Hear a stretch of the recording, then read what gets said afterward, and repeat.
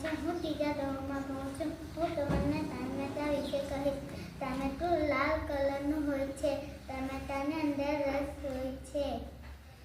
ટામેટું એક શાકભાજી છે. ટામેટું ગોળ હોય છે.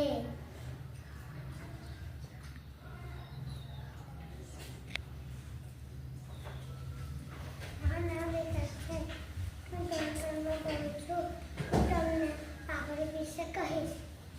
આ પાપડી છે. પાપડીમાં દાણા હોય છે. પાપડી એક શાકભાજી હોય છે. પાપડીનું શાક બને છે.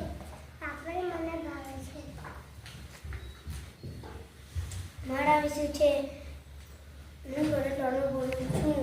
હું તમને તુવેર વિશે કહીશ. આ તુવેર છે. તુવેરનો રંગ લીલો છે. તુવેર દાળનું શાક રાંધે છે. તુવેર અને દાણા હોય છે. તુવેર શાકભાજી હોય છે. મારું નામ નેટ છે. હું ત્રીજા ધોરણમાં ભણું છું. હું તમને શાકભાજી વિશે કહીશ.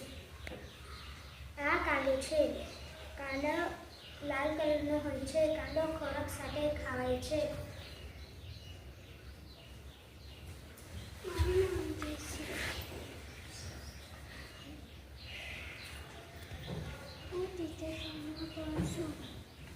આ ફુલાવર છે. ફુલાવર આપણે ખાઈએ છીએ. ફુલાવર આપણે બધાય છે.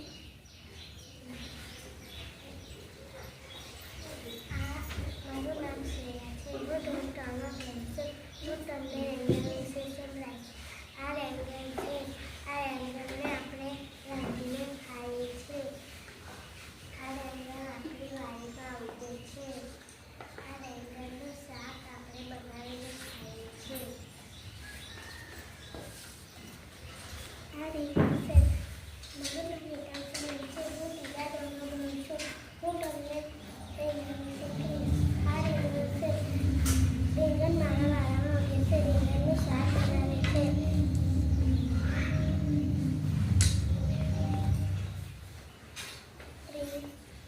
રીંગણ શાકભાજી કહેવાય છે. મારું નામ જાનવી છે. હું ધોરણ 3માં ભણું છું.